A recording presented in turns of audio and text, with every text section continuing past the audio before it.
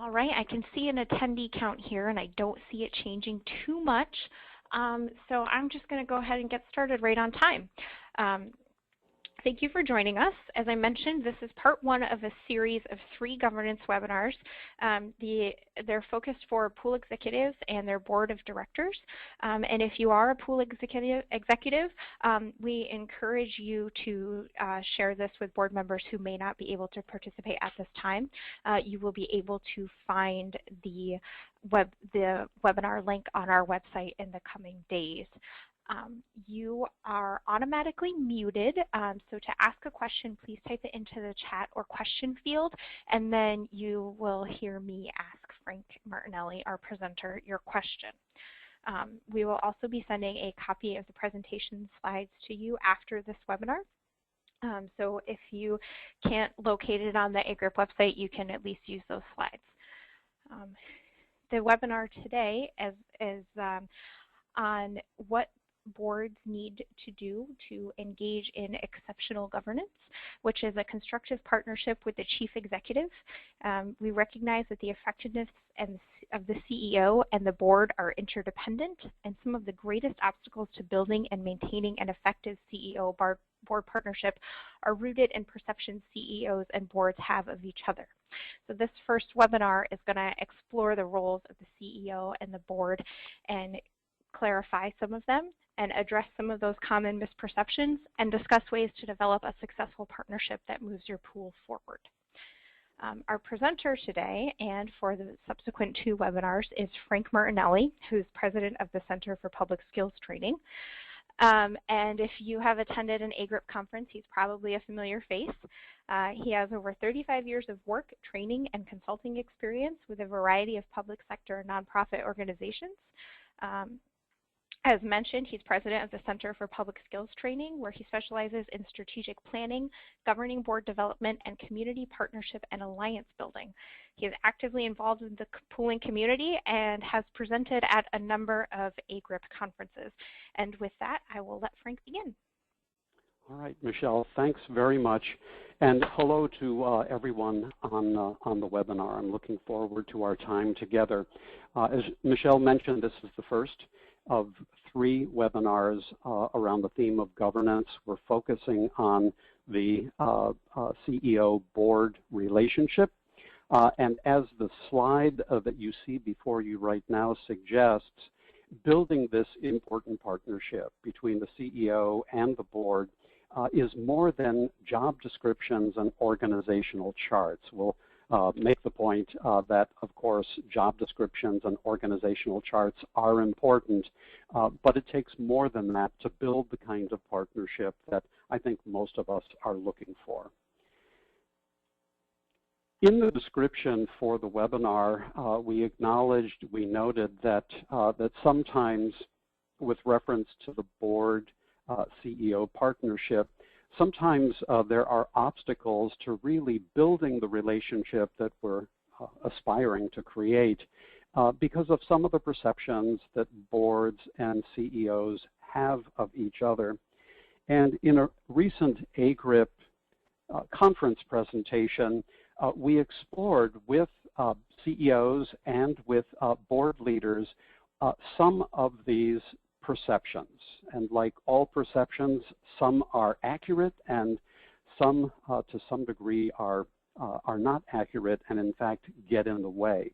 And so at the conference, as part of one of the presentations, we broke the full group up into small discussion groups. One group consisted of CEOs and the other group consisted of board leaders. And we gave each group an opportunity to respond to 2 key questions. The first question, simply what we wish they, meaning the other guys, if we were the board group, then we were thinking about the CEOs and vice versa, what we wish the other guys knew, understood, recognized, and or accepted about their role. And then the companion prompt, what we wish they would appreciate, understand, and or recognize about our role. And so I'd just like to share some of the perceptions that emerged in both groups. First, the board view. And so again, one of the prompt questions or statements, what we wish CEOs understood about their role as CEOs. And the subpoints on the slide summarize some of the feedback in terms of what we wish the CEO understood about their role as CEO, their responsibility to implement policies set by the board. Another, we expect them to be leaders, to set goals, and to lead by example their own staff and us as the board. And another theme that emerged to keep us informed, that the CEO, the expectation on the part of the board leaders is that the CEO keep us well informed. And then in response to the other prompt, what we wish CEOs would understand about our role as board leaders, again, here are some of the points that emerged from the discussion groups. Make sure we understand what you're talking about, so good communication, clarity. Recognize and use our knowledge and experience, so tap the expertise, what we bring to the organization, to the pool. And then in board meetings, understand that it's not personal. If we disagree with you, if we argue a particular point, it's because we're wanting to be effective board leaders. It's not personal. And then the flip side, if you will, the CEO view, again in small groups, the two prompts, what we wish board members understood about their role as board members. The CEOs told us you're a policy board. One of the things they want board members to understand about their role. Your pool board member hat comes first, and we'll probably talk a little bit more about that during today's webinar. But the understanding that while you're engaged in pool board business, that your pool board identity is the one that comes first, so sometimes referred to as the duty of loyalty in terms of legal responsibilities of board members. Your pool board member comes first. And then another item, another theme that emerged in response to what we wish board members understood about their role as board members: be engaged, but don't micromanage, don't meddle. And then the second prompt, what we wish board members would understand about our role as CEOs. First, we can't support you if you don't support us. Secondly, running a pool is different than running a city, for example, just acknowledging that pool board members play other leadership roles, but to be clear that there are some distinctive and unique responsibilities that come into play in running, in leading a pool. And again, maybe another way of saying your pool board member hat comes first.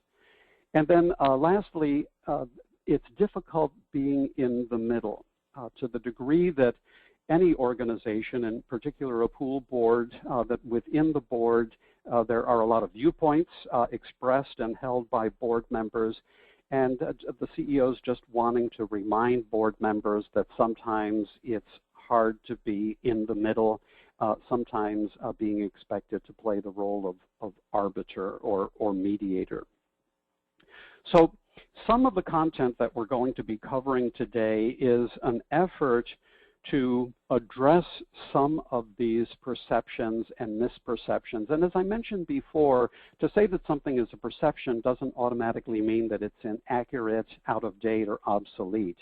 But the key is that perceptions, mental models, the assumptions and beliefs that we have about each other certainly affect how we view the actions of the other, how we act, how we operate ourselves. So to really understand the play of perception in our work. So to lead off, I wanted to start with some, I call them fundamental assumptions about board governance, just to set the stage, to lay a foundation for some of the other things that we want to cover today. The first, and this certainly applies to a lot of aspects of good governance, but to be clear about the distinction between governance and management. The English word govern comes from a Greek word meaning to steer the ship, and that's really an apt way to approach governance. The role of the board as the governing body to operate at a higher level, steering the ship that is the pool. So a distinction between the governance responsibilities of the board and the management and administrative responsibilities of the CEO or the executive director.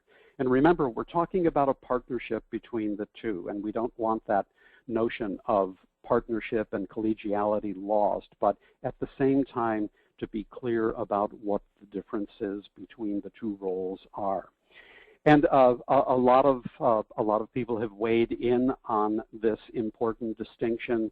If you're familiar with John and Miriam Carver, the creators of the policy governance model, the way they approach the distinction is to talk about it in terms of ends decision making and means decision making. Ends, generally the responsibility of the board. What is our purpose? Who is the customer? What are the results that we aspire to create and at what cost? Broadly stated are some of the higher level governance or ends decisions. And then once those are set, the expectation that the professional staff led by the CEO utilizes a variety of means to implement those. Secondly, in terms of fundamental assumptions, clarity and agreement about who does what. So starting from that foundational distinction between governance and management, so what does that mean in more concrete terms? Given that distinction, what are the things that the board is responsible for?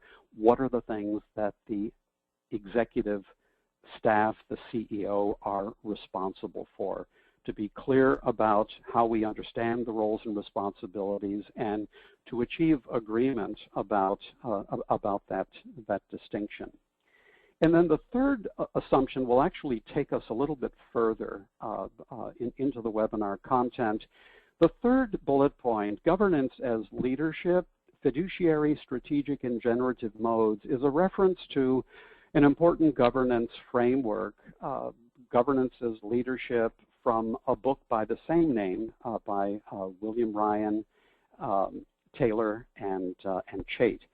And I want to, I'll talk about it in a little bit more detail in a moment, but I think the point to be made here is that it's important, if we are going to build a solid partnership between the CEO and the board, that we're all approaching governance in generally the same way. Not to suggest that one size always fits all, but if we're the leadership of one pool, to make sure that in general terms we're understanding governance in the same way. And I've found that this particular model is an effective framework. It really leads us in some important directions.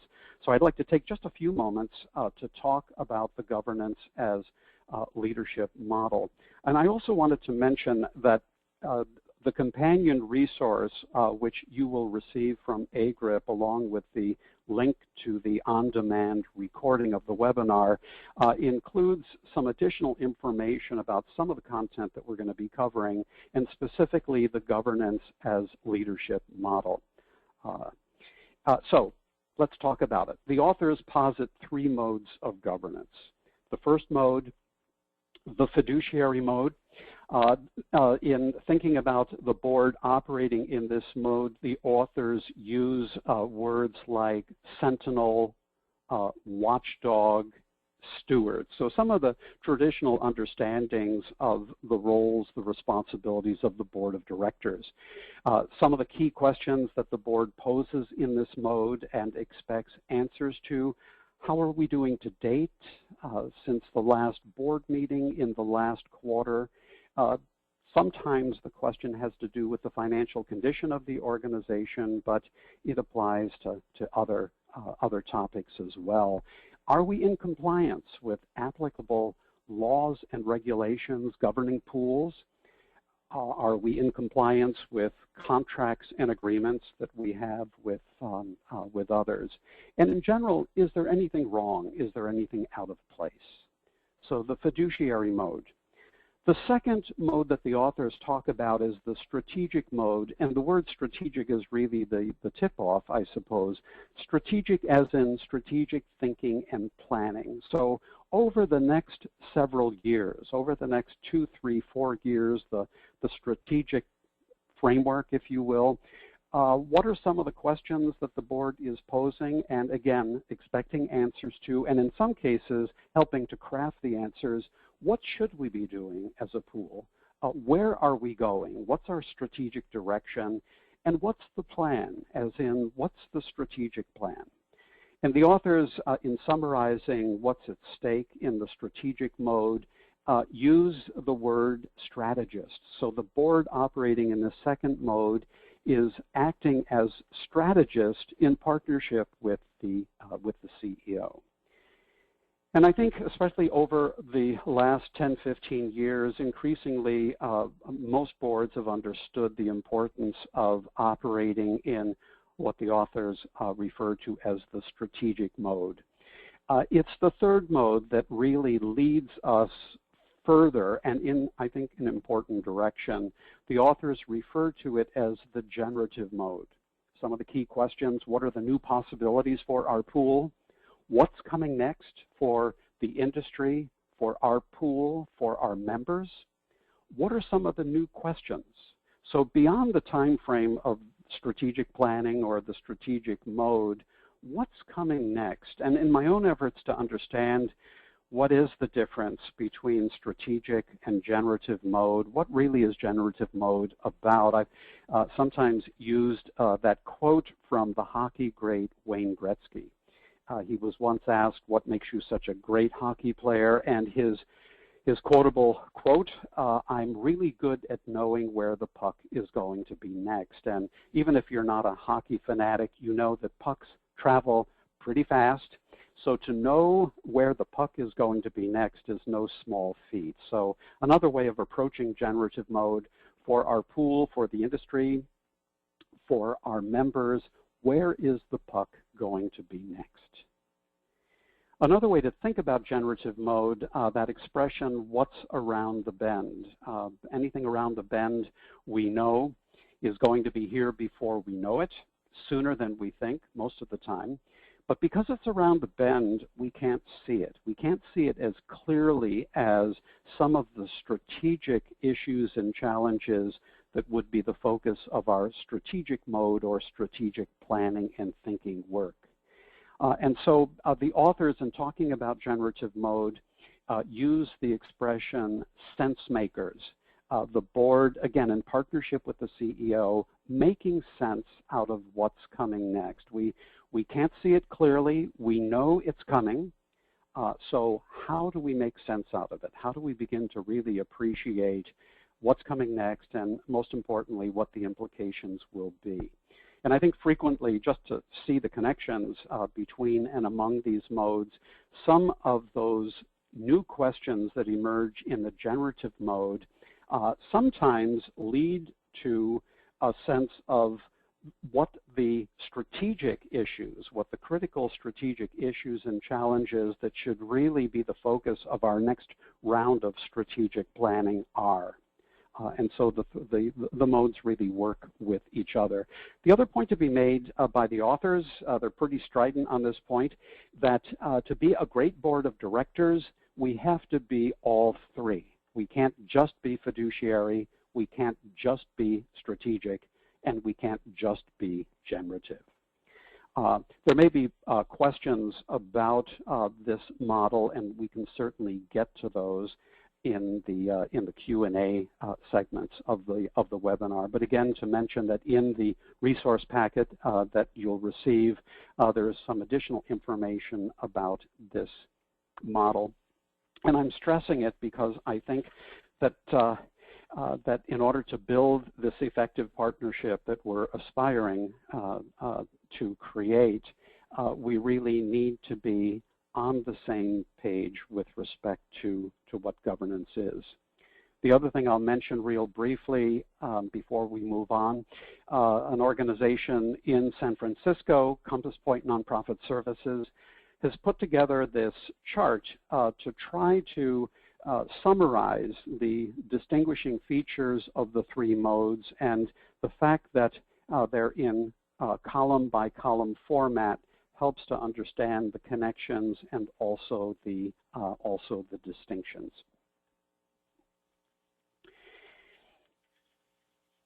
Let's start talking a little bit more specifically about this theme of partnership.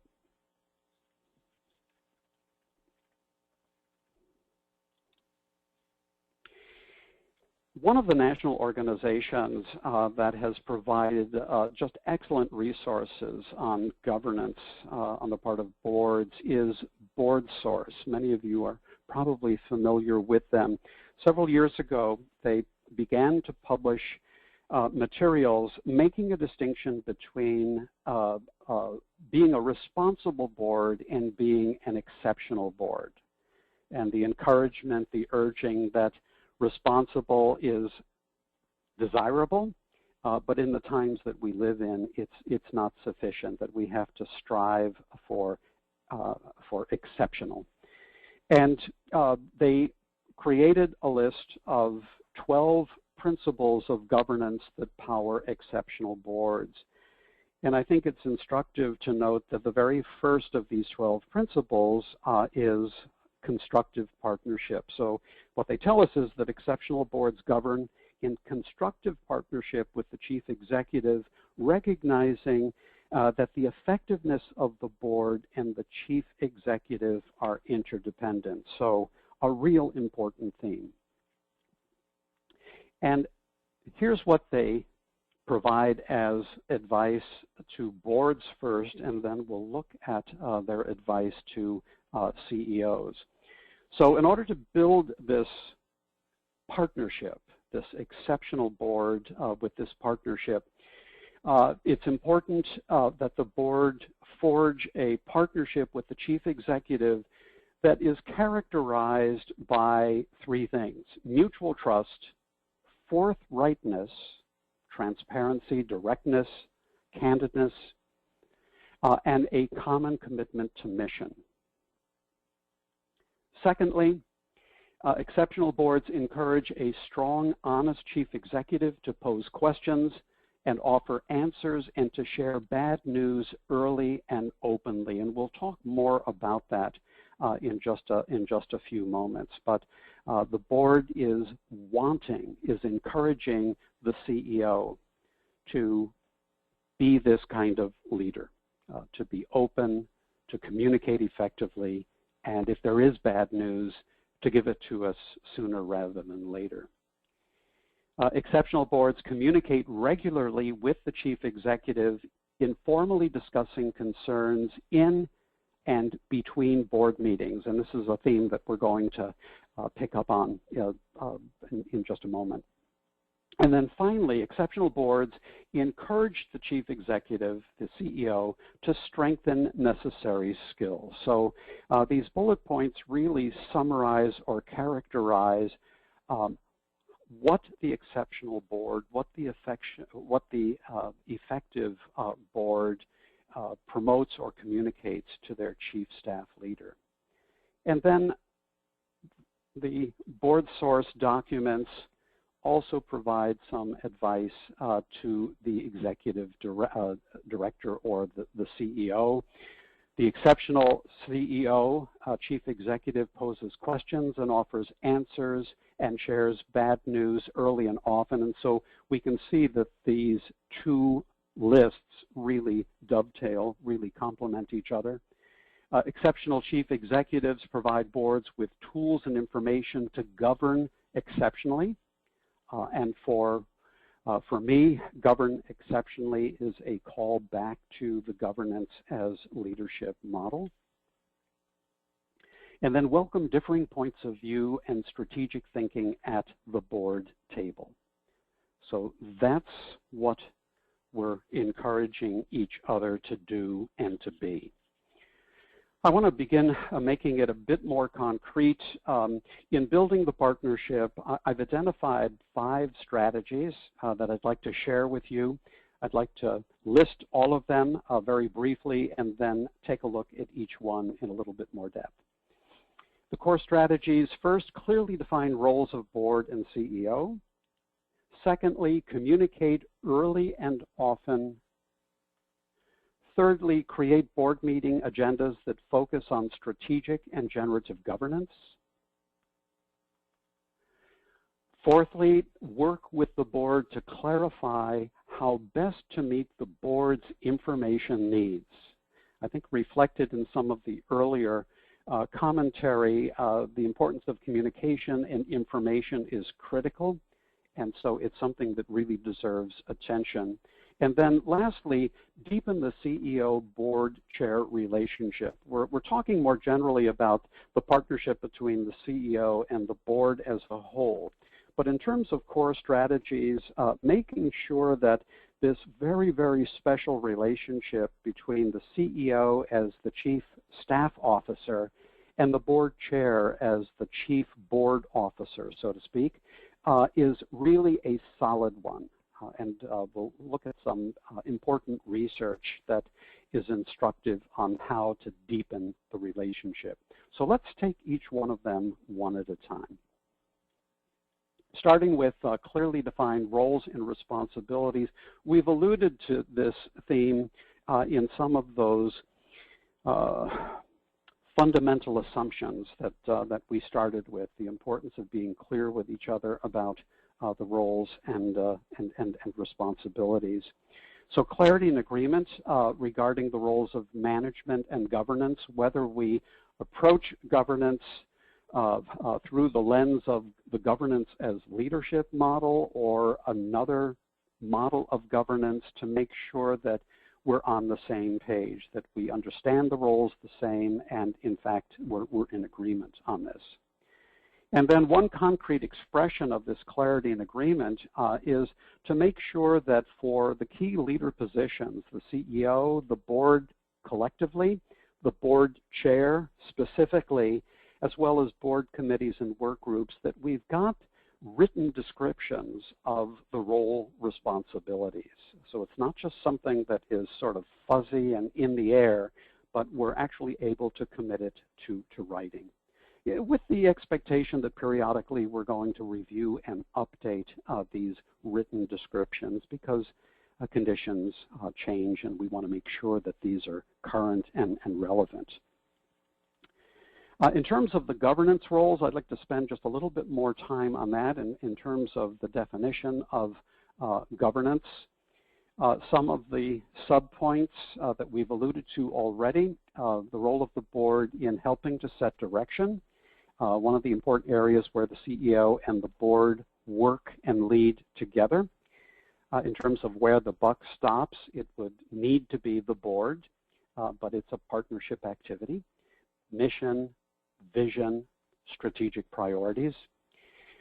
Another important area of governance, ensuring compliance with bylaws, laws, and regulations, the fiduciary mode that we talked about a little bit earlier.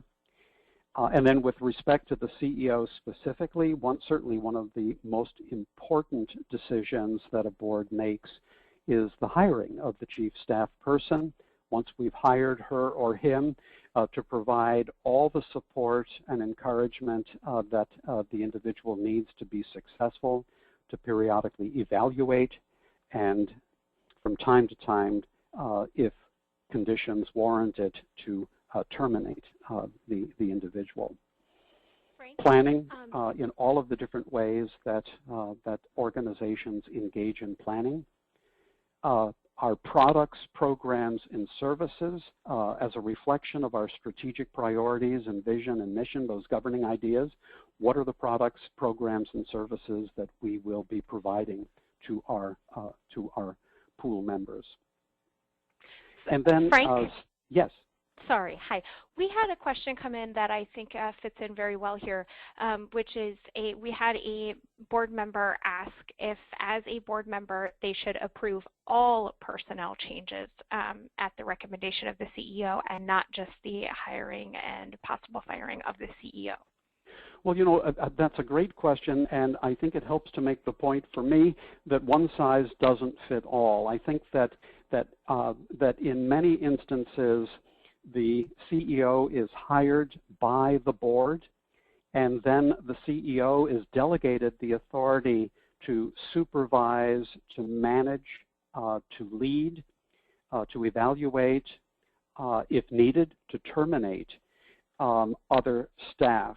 And so I think that if generally that seems to be the practice, but again, one size doesn't fit all. If there are differences of opinion on the degree of the CEO's authority with respect to other staff, that's certainly something that needs to be talked about. I think frequently CEOs come to an organization with the expectation that if they're going to be held accountable for performance as CEO, that they need the authority to build and lead and supervise and direct their staff team. So I think, you know, the general case is the CEO has that authority delegated to her or him. If there are any questions about this, there's certainly something that needs to be talked through and clarified with the CEO and with the board. Any other questions at this point? I know that we'll be coming up with, in just a moment, with another opportunity for questions and comments. None have been sent in directly, but I would encourage anybody on the line who has a question to please send them in. Okay, great. Thanks, Frank. All right, excellent. And then finally, in terms of governance, some attention on the part of the board to efficiency and impact, but again, we don't want to descend into the weeds, micromanagement and meddling. So at a higher level, making sure that there is a level of efficiency and effectiveness, especially with respect to allocation of financial and other resources. And then in terms of clarity about roles and responsibilities, to make sure that, for example, there is a written description for the board member, for the board as a whole, but then for the behavioral or individual expectations that we have for individual board members. What you see on the screen right now is a bare bones list of some of the general behavioral expectations, but I think the point we're trying to make is that that has to be clear and defined, communicated to new board members, and the same would apply to the CEO. There needs to be a current, accurate, updated job description for the CEO as well. And then following along on the same theme, the board chair, because it is such a key responsibility to make sure that there is a written description for the responsibilities of the board chair or the board president. And again, what we have before you on screen is a sample of some typical responsibilities. One more time, one size doesn't fit all. Sometimes the board meeting agendas don't involve the executive committee. They just involve the CEO and the board chair, but sometimes the executive committee is involved. Again, make sure that there's clarity and agreement about how something like that would play out. And then some of the other job descriptions for the board chair are listed there. One in particular, assistant conducting board orientations. When we bring new people on, frequently it would seem to fall to the CEO to take major responsibility in putting together the orientations for new board members, but it is important for those new board members to see the involvement of board leadership in those orientations as well. One of the resources in the packet that you'll receive after the webinar is a responsibility matrix. If you're interested, it's pages 4 and pages 5 in the resource manual. I want to just talk about the format. The tool consists of 3 columns. In the leftmost column, the responsibility or a broad area of organization responsibility and activity. In the sample on the screen, finance and accounting. In the middle column, a capsule description of the board's role with respect to finance and accounting. And then in the rightmost column, a capsule description of the CEO's responsibilities with respect to finance and accounting. And in the full example of this resource in the manual, there are several other responsibility areas. But a tool like this, I think, can be very effective in clarifying and then committing to writing our shared understanding of who does what. Sometimes our advice will be to take the generic responsibility matrix and then basically walk through it cell by cell, adjusting the language so that it really reflects your understanding of how the roles and responsibilities are defined in your pool with respect to the board of directors and the CEO. But just one tool, one example of committing our understanding to writing so that there really is clarity and agreement. So that's the first strategy for building a strong partnership between the CEO and the governing board. Let's take a look at the next one. Communicating early and often, and I want to just cover a couple of subpoints. In general, we want to adhere to the doctrine of no surprises to make sure that we're communicating often enough about the things that really require clear communication so that there are no big surprises. And surprises can throw us off, and we want to avoid that if at all possible. Sometimes if we are surprised, misperceptions arise and things get more complicated than they really need to be. So prior notice, no surprises. Another element of this communication early and often, the accessibility of the board chair to the CEO, so that from time to time the CEO is going to need to be able to touch base with the board chair. It should be relatively easy for that to occur, either by phone, by email, by text, but to be able to reach, for the CEO to be able to reach the chair. And of course, the flip side is also true. Regular meeting time, preferably face-to-face. I think that sometimes face-to-face communication, especially if we're geographically dispersed, is just simply not practical. But to have some kind of a regular meeting time, it doesn't have to be a set amount of time, but to know that periodically, maybe leading up to the next board meeting or a major decision, to have that opportunity to touch base with each other.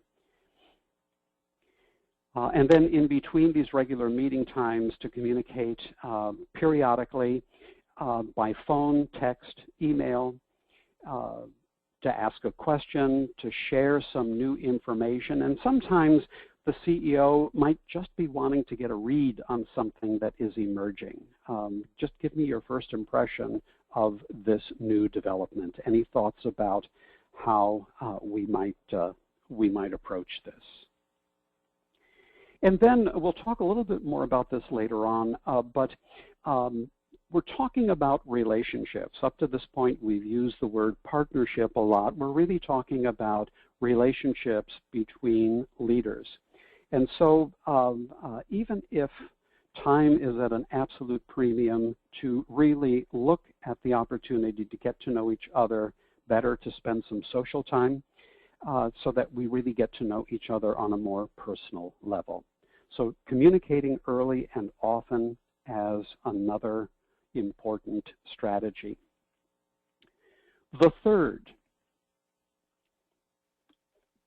board meetings that focus on strategic and generative governance. And that phrase, strategic and generative governance, is a callback to the governance's leadership model that we talked about earlier.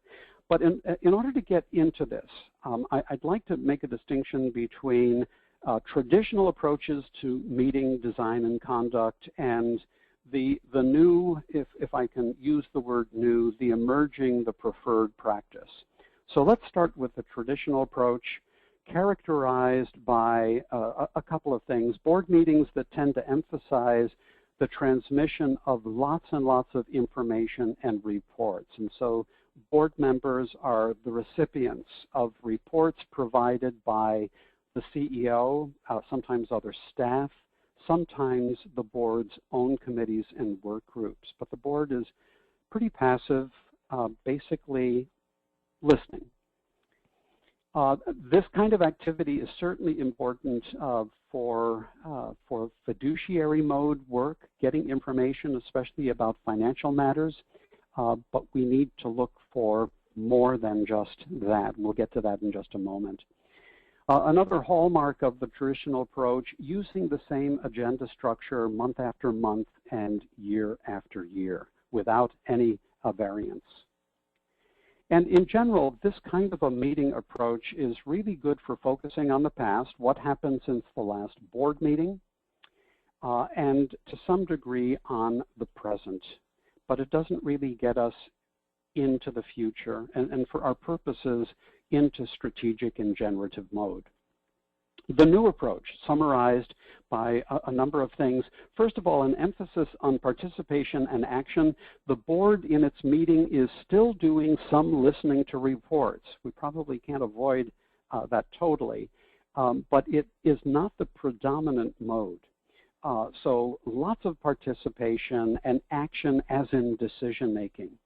The focus of the agendas is on critical emerging issues, sometimes with reference to an ongoing strategic planning process, using our board meetings for strategic and generative work. And by the way, next week's webinar is going to focus on strategic and generative work on the part of the board, so we'll go a little bit deeper in terms of what are some of the tools and techniques that, that promote that kind of activity in a board meeting. But in general, looking for ways to bring those two important modes of board work into the meeting. Another way of thinking about the new approach, meetings as outcome-driven. So just imagine that leading up to the next board meeting, the CEO and the board chair, and perhaps the CEO, board chair, and executive committee huddle to begin the development, the design of the next board meeting. And the first question is, with respect to the meeting coming up in 2 weeks, what are the most important outcomes to be achieved? And to think of those outcomes in terms of decisions to be made or a deeper level of understanding on the part of the board for an emerging issue, or an outcome in terms of the board acquiring new information, new skills as a result of an educational or training component. So to define that short list of most important outcomes, at the end of the board meeting, we want to have achieved these 3 things for sure, and then to work backwards from those outcomes. And I think this is where we can begin to think about board meetings beyond using the same agenda structure. There's nothing in the natural law that says that periodically a board in a regular meeting can't break up into small groups, each group noodling a certain aspect of an emerging issue, and then after 15 minutes reporting back, and then eventually leading to some decisions about how to address the issue. So beginning to think about the board as a process, not as a foregone conclusion expressed in the traditional agenda. And so the expectation, the hope is that this new approach allows us to focus more of this precious board time on the future. Okay, I think we're going to pause to see if there are any questions or comments that have come in so far. So, Michelle, anything? Yep, we've got one here that asks how boards should set criteria to evaluate their CEO.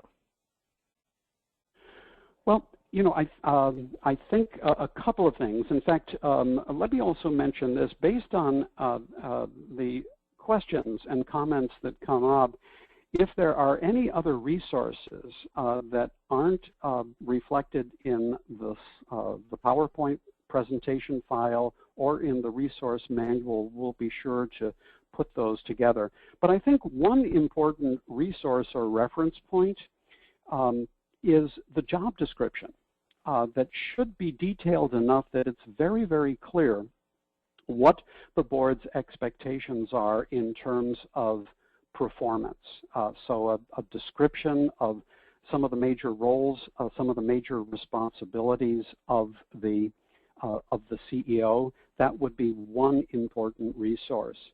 So to just look back at the tools that were used when we first hired the CEO, that would be one important resource. Another important resource would be some of the decisions usually associated with strategic planning. We come off of a strategic planning process, and the board typically is not involved in the more detailed action planning. I use the word objectives, but certainly to have a strategic plan that is translated into actionable objectives that include the necessary detail. And so the board, in its role as a responsible party, the governing body, is going to be expecting that the CEO and her staff implement the strategies, the action plan that is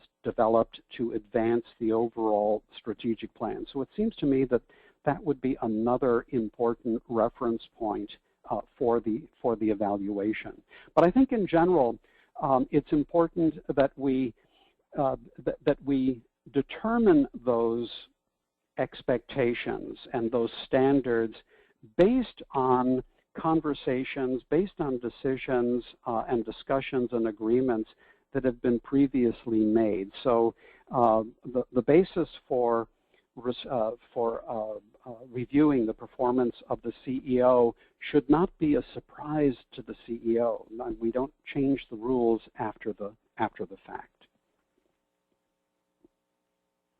Any other questions? Nothing has come in at this moment. Oh, I fibbed. We just got 3 right in a row. Okay. So, sorry everybody about that. So then we've got a follow-up here. How do boards establish criteria upon which to evaluate themselves? And related, are there tools and criteria to evaluate the board by the CEO and key staff? Great questions. A couple of thoughts come to mind. It seems to me that in general, the way we approach assessment of the board, in terms of the board's performance, need to reflect the governance model that inspires us and directs our work as the board. And one example comes to mind. Another useful board governance framework is from McKinsey & Company. They call their model the dynamic board model, and we can provide some information on that.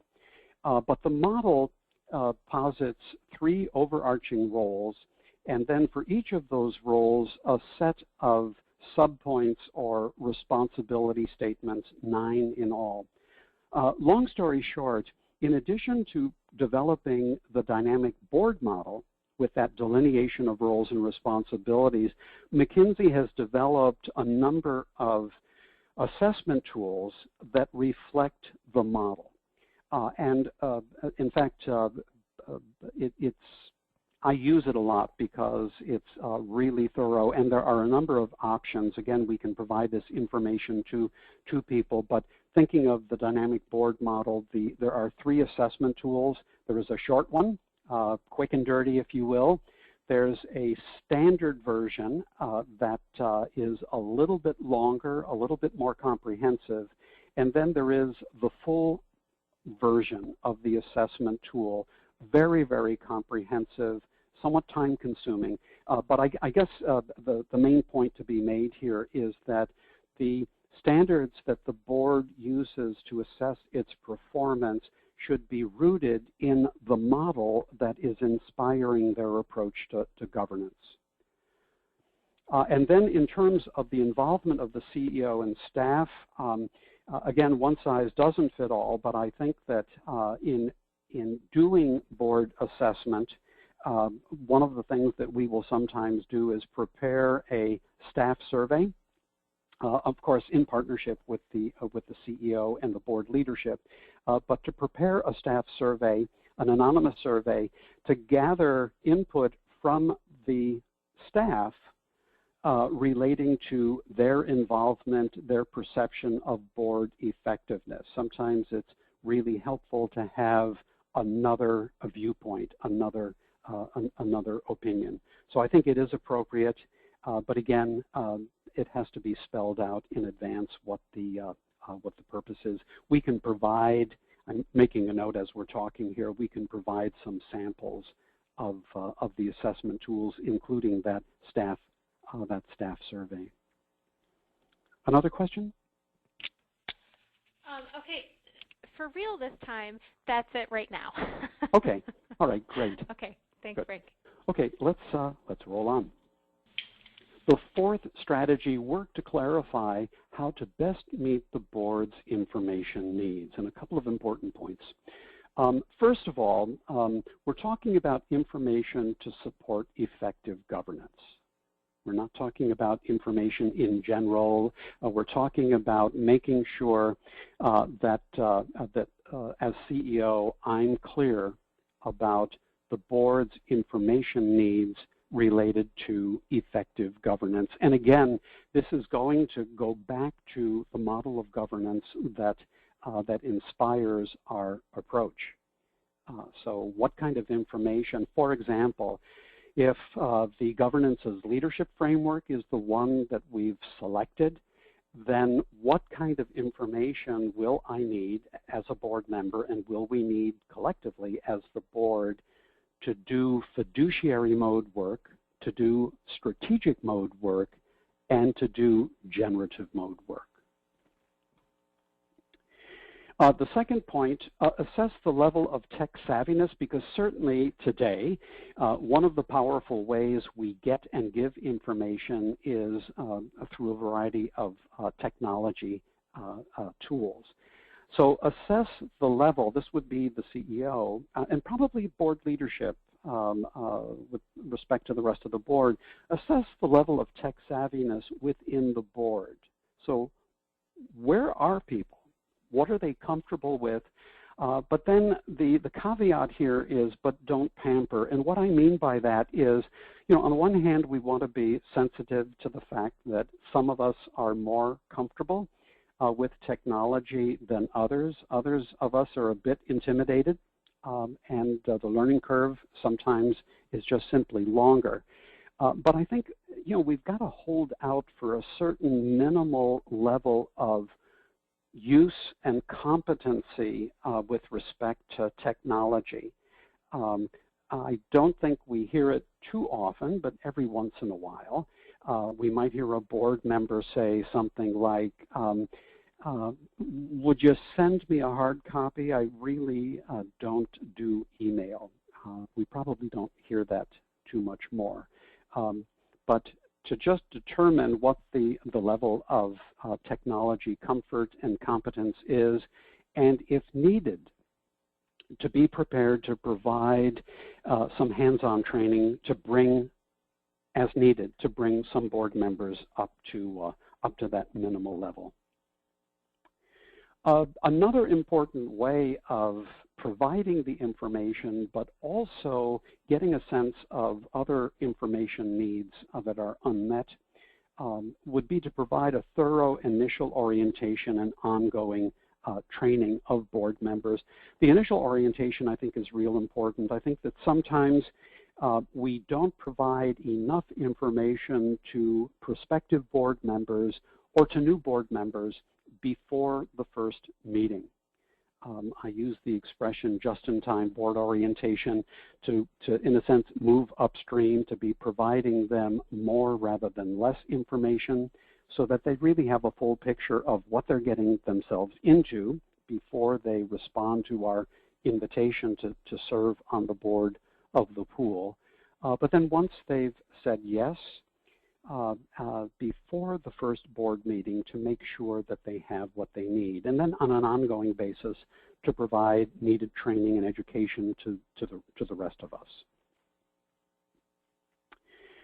Another way of addressing this theme of board information needs is to put into place annual board and committee calendars, just looking at dates and descriptions of upcoming meetings of the board and of committees and work groups as another important form of information, to put that out in advance. I think that it just makes it easier for people to commit and schedule in the time that that they need to devote to pool board business. What kind of information does the board expect before the next board meeting? So to put together a packet of information, to provide it online, to provide it in whatever mode the board is expecting it. Some organizations have software specifically designed for board and governance work, so that can be an effective vehicle for getting this kind of information out. And then related to that, use of consent agendas. And I suspect that for the audience of this webinar, many pools, many boards use the consent agenda. But for those of you that may not, it's a way of managing board business to bundle together routine items that don't necessarily require discussion and deliberation, but they are matters of board business, to pull that material together, those actions, those topics, in the form of a consent agenda, and then as part of the pre-board meeting materials, to send out to board members all of the information needed to do homework before the board meeting, so everyone is comfortable with use of the consent agenda. There may be some questions about that, and we can address those. And then finally, just in terms of meeting board information needs, I think in the last several years we've seen an explosion in the use of graphical tools to convey information, and boards and staffs of organizations are using these tools. So an organizational dashboard that displays vital information to the board. Again, we're talking about information that allows the board to effectively govern.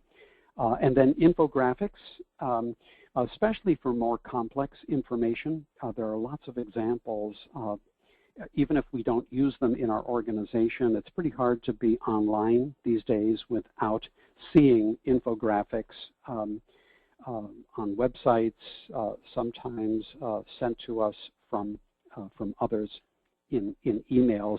I think the point to be made, though, is that sometimes people get carried away with the technologies, and I don't know about you, but I've seen some infographics and some dashboards that make it even more difficult to understand the information. They're supposed to make it easier to really get to the key points. So not to overuse or misuse the technologies. Okay, there is one more strategy for building the relationship, building the partnership between the CEO and the board as a whole. And in this fifth strategy, we're going to focus specifically on the board-chair relationship. And as I mentioned at the very beginning, this relationship is so key that it sets the stage for building an effective relationship with the board as a whole. I want to rely on some important research from an article written by Mary Hilland, The Board Chair Executive Director Relationship, Dynamics that Create Value for Nonprofit Organizations. It's included in the bibliography, and there is a web link to the article. You can download it. It's excellent, if only because it's one of the few articles that really focuses this well on that relationship between the board chair and the CEO or executive director. The basic finding, and maybe no big surprise, but an effective, dynamic, future-focused board chair CEO relationship is related to building increasingly high levels of trust between the two individuals, and then also being strategic about the work that the two leaders focus on. And I'd like to just talk a little bit about the findings in the article. Again, you can get the full expression in the monograph, which you will find noted in the bibliography. Okay. So with respect to building trust, she talks in the article, based on the research that she conducted, that there are different types of interactions between the CEO and the board chair that contribute to increased levels of trust. There are 5 that she identified. The first interaction referred to as fact sharing. It's one-way communication, one-way giving of information that doesn't necessarily involve the engagement of the other party. It's a one-way proposition. Idea sharing, on the other hand, is two-way. It's an exchange. Examples might be brainstorming, doing problem solving, thinking things through together through a series of emails or in a real-time conversation by phone or in person. So idea sharing, the engagement of both parties in the interaction. And then the third type of interaction referred to as knowledge sharing. Learning or coaching interactions is what she is getting at. So a teaching component of some kind, identifiable content learned about the organization by either the CEO or the board chair. And a lot of times, at least according to her research, the common examples were coaching of the executive director by the board chair, or the executive director or CEO teaching the board chair about some aspect of the organization or the pool industry. The fourth type of interaction, feelings sharing. Some of the examples that she offers: support, reassurance, appreciation, one for the other. Expressions of support were most often from the board chair to the executive leader. Expressions of appreciation seem to be evident in both. And then the final level of interaction, give and take. And this is where there is communication, there is interaction that really results in one, either the board chair or the CEO, adapting to the other person's style in some way, their personality, preferences, and then how they work out differences. So each of these, just think of it as a stair step. Each of these is a deeper level of communication, and the communications closer in the direction of give and take are the kind that provide that opportunity to build more knowledge and more trust of each other. And so the question to pose CEO and board chairs, what interaction predominates in your pair, in your team? And you might even want to consider that question after you've both read the article. The basic concept here is that interactions, especially increasing levels of closer interaction, have an effect on strengthening the relationship, or the lack of interactions can weaken the relationships. It reminds me of something that Stephen Covey, in that book published a number of years ago, The 7 Habits of Highly Effective People, you may remember he talked about building the emotional bank account with each other. This might be another way of thinking about what Hyland is getting at. And so relationships are strengthened, and that strengthening of the relationship builds trust over time. Another element of her research, being strategic about the work that you focus on together, contributes to this dynamic relationship. And this element of her research certainly has implications for orientation and training, and even recruitment, I think. But she talked about 3 CEO board chair patterns of leading. The first she refers to as the managing pattern, where the focus is on internal operations, including board operations, agendas, logistics, the composition of the board, things of that nature. But the focus is really on managing efficiently. The second type of pattern she identified, the planning pattern, which is inclusive of everything that the managing pairs do, but it also focuses on engaging with the board on planning and decision making. So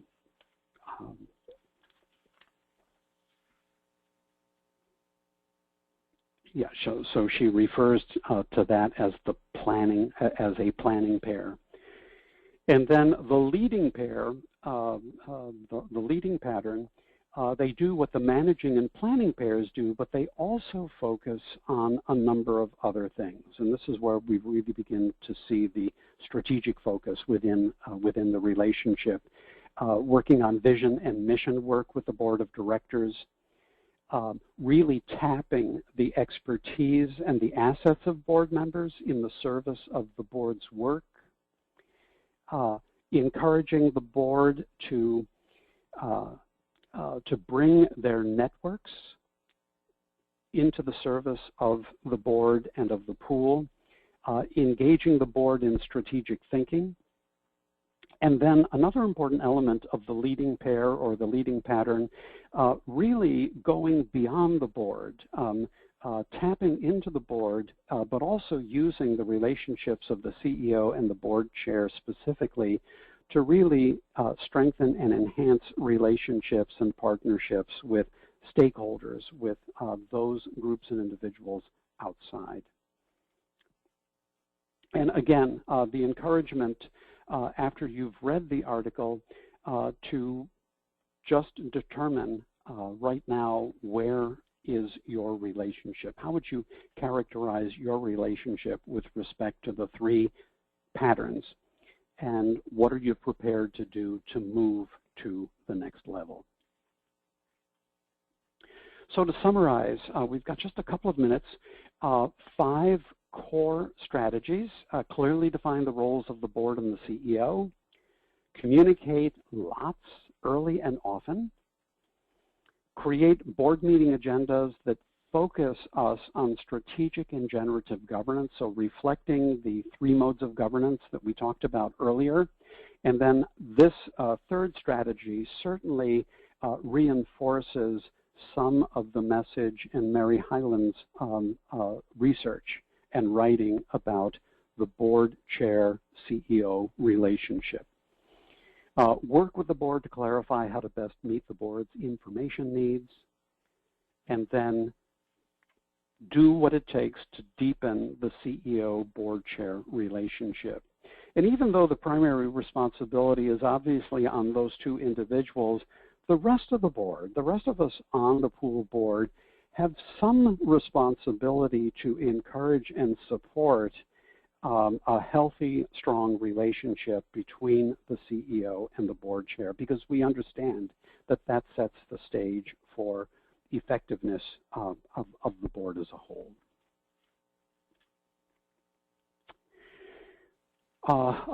Any other questions?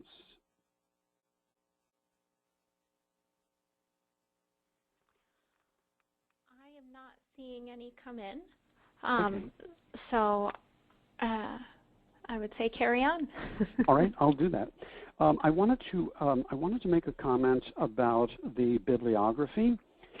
It's actually page 7 of the. In fact, we've actually got time. I can switch to that.